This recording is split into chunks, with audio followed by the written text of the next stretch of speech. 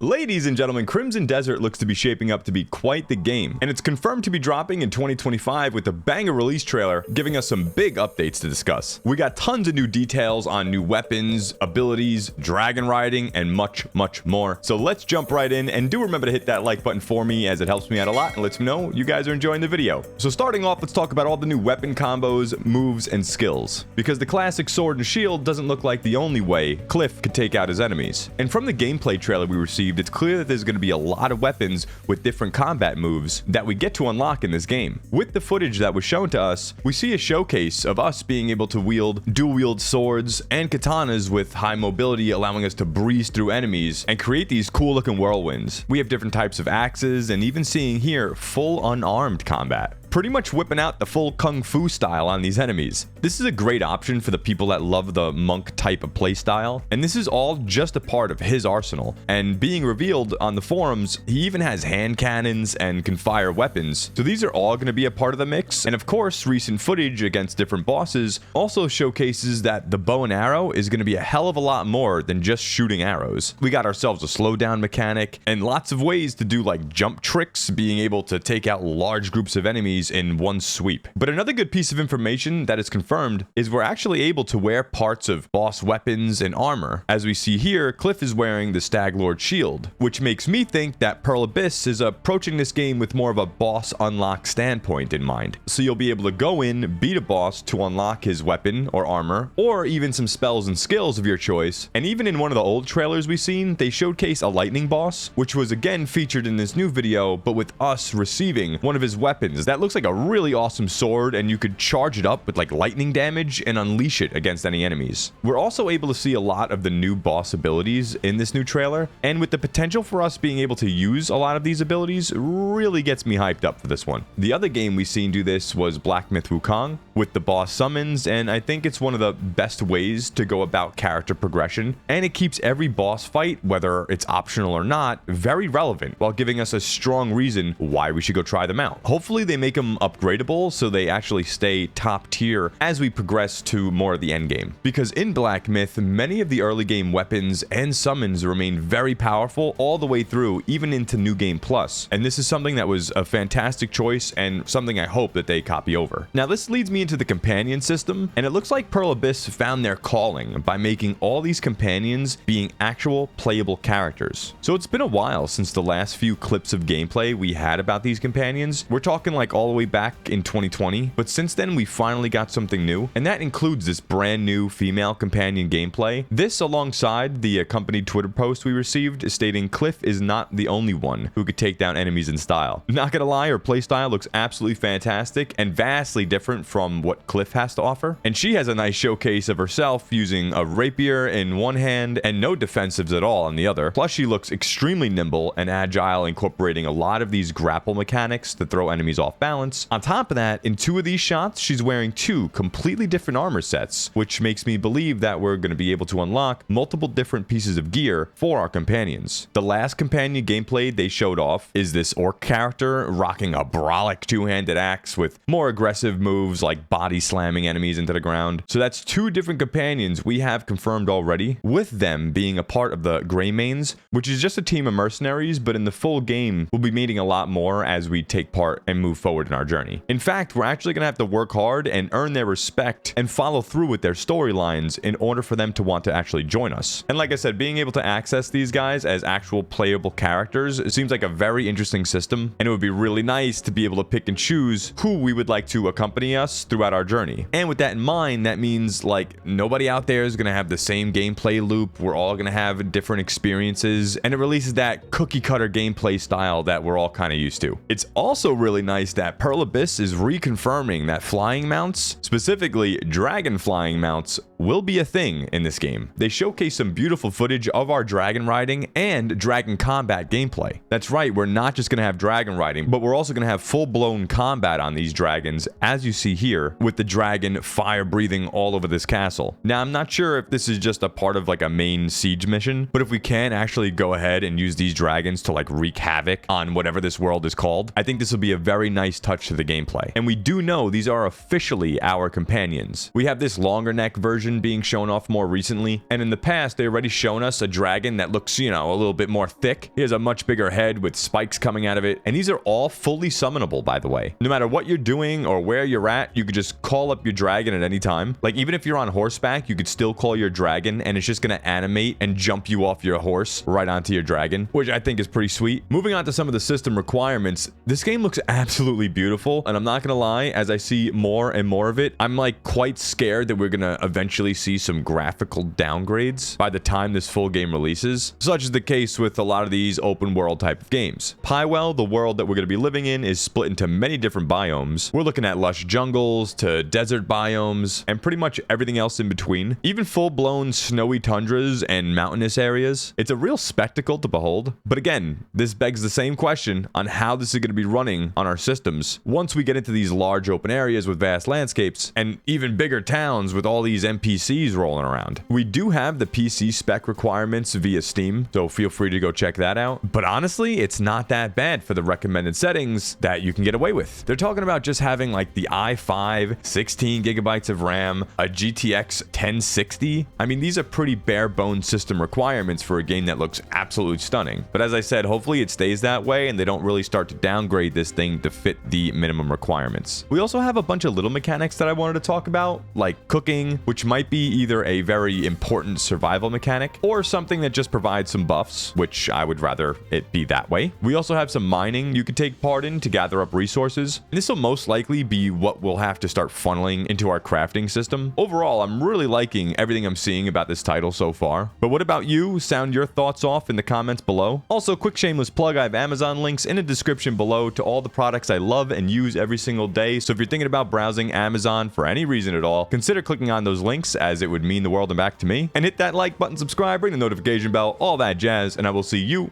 in the next one. Toodles!